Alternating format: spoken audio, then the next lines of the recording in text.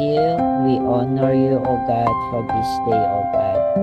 Lord, I dedicate and honor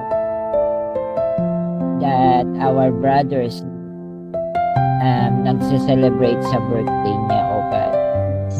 Lord, gabayan niyo po siya always. And blessing overflowing, Lord God. You said in your word in John 14:14, if you ask anything in your name, you will be do it. And Lord, right now, I declare your blessing to open the doors of heaven, O God, and pour out everything, O God. Lord, i-bless mo po ang pamilya niya. I-bless mo po niya si Pilipinas, Lord, laulo hanggang talampakan now. Lord, thank you so much. We give all the honor and the glory and praise. In Jesus' name we pray. Amen and amen. Happy birthday, Daddy Nash. Ayaw magpalit ng avatar ko, Daddy.